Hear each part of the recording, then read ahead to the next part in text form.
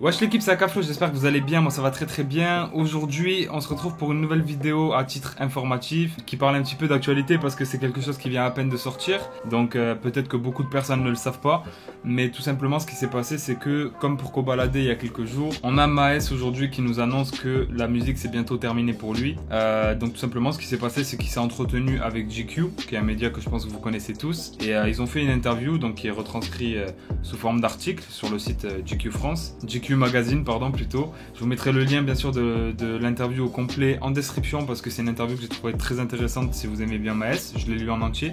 Et dans cette interview justement, j'ai eu l'idée de vous faire la vidéo parce que à un moment, on a le journaliste qui lui pose une question. Tout simplement, il lui a posé la question, imaginons que demain la musique vous lasse et que vous devriez faire autre chose, ce serait quoi? Et donc là, il lui a pas demandé du tout le journaliste quand c'est qu'il compte arrêter ou quoi que ce soit, mais directement, Maes a répondu à ça. Je sors encore 3 projets et je disparais, je ferai plus d'interviews, je serai plus là.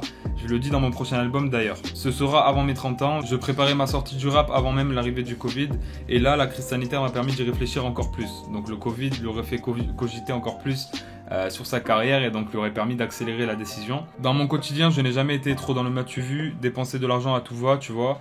Je me suis marié très jeune, j'ai eu un enfant très jeune. C'est vrai que Maes, c'est quelqu'un de très mature, très posé.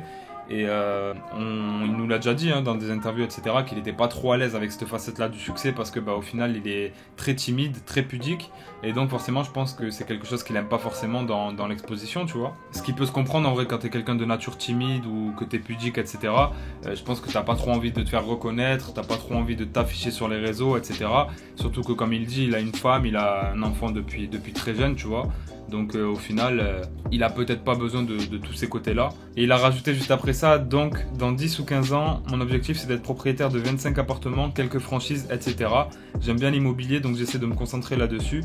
Et puis je n'ai pas besoin d'apprendre, je suis arabe, c'est nous qui avons inventé les maths en rigolant. Et il a rajouté aussi, non plus sérieusement, je suis très bien entouré, j'ai beaucoup d'oncles, de pères de mes amis qui s'y connaissent, qui m'apprennent les ficelles du métier et surtout qui veulent me voir réussir. Ce qui est important, tu vois ce que je veux dire, puisqu'ils me connaissent depuis que je suis tout petit. Donc voilà, on voit vraiment l'envie de reconversion de Maes, tu vois, je pense qu'il a pas mal brassé, etc. Et maintenant, il a envie de passer à autre chose, tout simplement. Donc il va sortir 3 projets, comme Kobalade en fait, c'est exactement la même chose. Il va sortir 3 futurs projets, et après, malheureusement, on n'entendra plus parler de Maes au niveau artistique. Également, ce qu'il a pu dire dans cette interview, pour ceux qui l'ont pas lu, c'est que sur son projet qui va sortir prochainement, à la rentrée, si tout va bien, il allait vraiment ramener un côté plus rap, moins de Zumba pour ceux qui l'appellent comme ça, tu vois, moins de hits, etc. Donc ça c'est une bonne chose aussi, qui va nous faire kiffer. Et le dernier élément de cette interview que je voulais vous partager, c'est tout simplement à un moment quand l'intervieweur lui dit « Du coup sur le refrain de mémoire, morceau produit par Bersa, vous disiez ce qui est passé est mort, on peut pas changer l'histoire. Alors on comprend que vous parlez d'une personne dans le morceau, mais si l'on transpose cette réflexion sur votre carrière, on se dit qu'il y a peut-être des choses que vous regrettez. » Donc là, Maes a répondu tout simplement, en termes de musique, non, je suis satisfait. Par contre, j'aurais préféré rester loin des réseaux sociaux, ne pas répondre aux gens. Ce n'est que de la surenchère. Ma logique, c'est que les loups marchent en groupe, mais que le lion marche seul. Moi, je marche seul, mais je sais qu'on ne s'enterre pas tout seul non plus. J'ai une équipe derrière moi, et je dois être avec elle.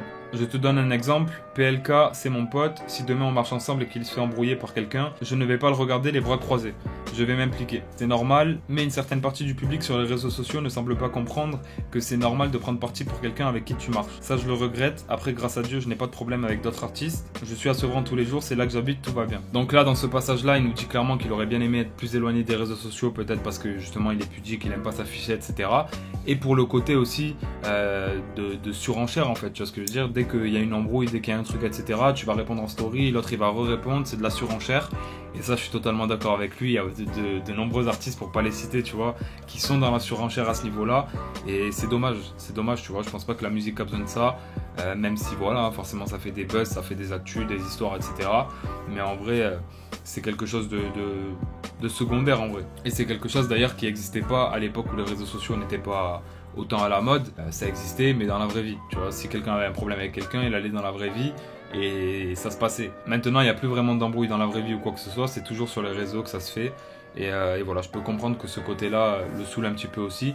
C'est un petit peu en rapport avec sa pudeur, sa timidité, etc. qui fait que du coup il a peut-être envie aussi de s'éloigner de ce milieu là. Peut-être que les réseaux ils jouent un rôle aussi. Donc voilà, je voulais vous partager aussi cette réponse là. Bref l'équipe, du coup c'est une vidéo assez courte, c'était pour vous informer. On a terminé, je voulais vous partager 2-3 réponses de Maës que j'ai trouvées intéressantes. Et puis voilà, n'hésitez pas à aller voir le lien vraiment dans la description parce que l'interview est super complète, super lourde pour ceux qui aiment bien Maës. Donc voilà l'équipe. J'espère en tout cas que cette vidéo vous aura plu. Si c'est le cas, n'hésitez pas à liker, ça ferait plaisir, à commenter en me disant votre avis. Et puis nous, on se dit à très bientôt pour une nouvelle vidéo. Ciao l'équipe.